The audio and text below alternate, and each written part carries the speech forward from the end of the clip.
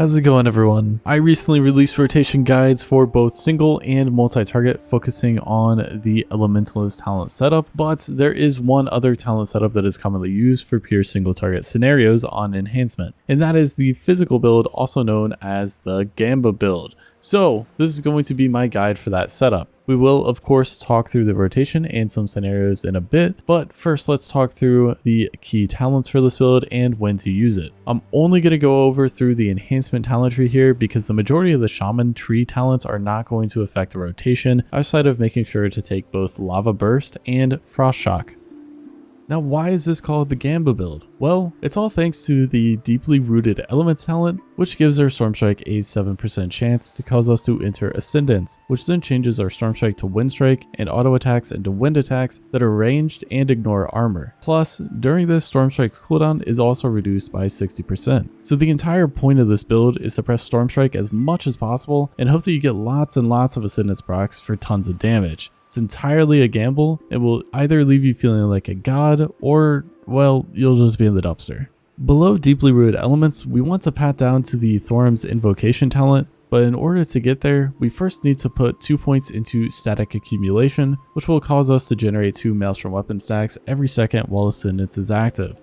Then we can put a point into Thorum's invocation. This talent causes each wind strike we use to automatically consume up to 5 Maelstrom weapon stacks on either a lightning bolt or chain lightning, whichever we've used most recently. Because this build is for single target only, this should always be a lightning bolt though, because you should never be casting chain lightning in a single target scenario. Keep in mind here that the overflowing Maelstrom talent does not affect this talent. So even though you can expend 10 Maelstrom weapon stacks on a lightning bolt you normally cast, Thorum's invocation will only ever consume 5 stacks. With both deeply rooted elements and Thorum's invocation in mind, the goal of the rest of our talent choices is going to be to maximize our Storm Strike and Maelstrom weapon damage, as well as our Maelstrom weapon stack generation. Talents like Storm Flurry, Storm's Wrath, and Storm Blast all work together to improve our Storm Strike damage, while talents like Improved Maelstrom Weapon, Raging Maelstrom, and Overflowing Maelstrom work to improve Maelstrom weapon generation or damage. Elemental Assault helps improve both by increasing Storm Strike damage by 20% and causing Storm Strike to always generate a stack of Maelstrom weapon.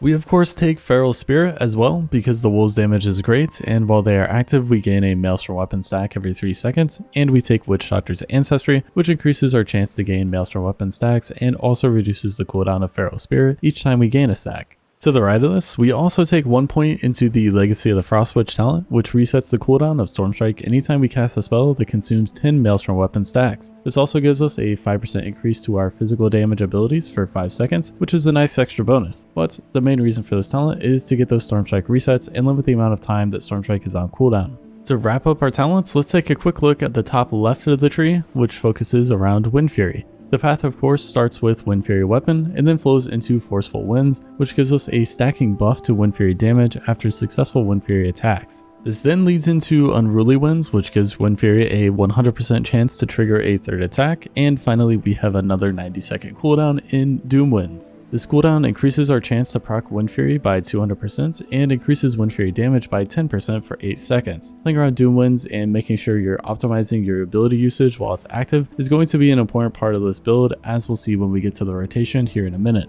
As a final note here, in case you're wondering why we take talents around Wind Fury, it's because Storm Strike is a main hand weapon attack, so it has a chance to proc Wind Fury on its use, and with how often we are using Storm Strike in this build, they go hand in hand.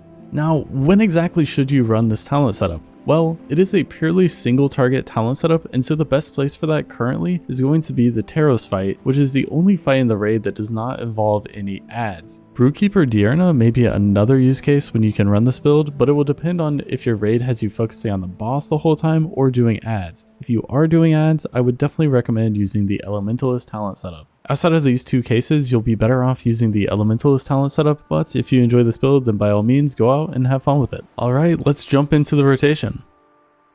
Feral Spirit is of course our top priority. This will always be the same no matter what enhanced build you're running, and following this is our other cooldown in Doom Winds. We'll talk more about Doom Winds here in a second, but moving on to number 3 on the list is going to be Wind Strike. As a reminder, Wind Strike is what Storm Strike turns into while you're in Ascendance, and the whole build is built around this moment when you can use Wind Strike, which is why this is going to be your number 1 priority whenever it's available. Let's talk about the next 3 priorities on our list together. These are going to be Storm Strike, Ice Strike, and Sundering as long as the buff from Doom Winds is active. The reason we prioritize these during Doom Winds is because each of these is a main hand weapon attack, meaning that they are able to proc Wind Fury, and so during Doom Winds, when we have that increased Wind Fury proc chance, we want to use these abilities in order to maximize the amount of Wind Fury damage we can do. Also, keep in mind if you ever find yourself using Doom Winds and having Crash Lightning talented, you would also want to prioritize using that in this window as well, because Crash Lightning is also a main hand weapon attack. Depending on how lucky you are with procs, you may run into instances where Flame Shock falls off your target, and if that happens, then here is where you would look to reapply it. Generally, before this happens though, we are able to look to use Lava Lash here instead in order to refresh Flame Shock on our target before it falls off. And this gets us to where we spend most of our time during the rotation, and that's casting Storm Strike over and over and over. Again, we do this because we are running deeply rooted elements, and we need to fish for those Ascendance procs. And as you can see, this is even higher priority than spending Maelstrom weapon stacks. Moving along, we have Elemental Blast, assuming that we are at 5+ Maelstrom weapon stacks, or if we don't have any charges available, we look to cast a Lightning Bolt instead if we have 10 Maelstrom weapon stacks. It's best when we can use our Maelstrom weapon spenders at 10 stacks because of the legacy of the Frostwitch talent giving us a Storm Strike reset, but the Elemental Blast casts are valuable enough to use before 10 stacks in order to have the buff active. We next look to use Ice Strike because this is a main hand weapon attack and gives us a chance to proc Wind Fury or Stormbringer, and we follow that with Lava Lash because it does good damage and it will keep Flame Shock refreshed on our target. Once again, we check our Maelstrom weapon stacks, and if we are at 5+ stacks and Elemental Blast is on cooldown, we can cast a Lightning Bolt instead. And finally, we have Sundering, followed by Frost Shock, and then Flame Shock. And that's going to do it for all of the priority lists. Let's take a quick look at a scenario.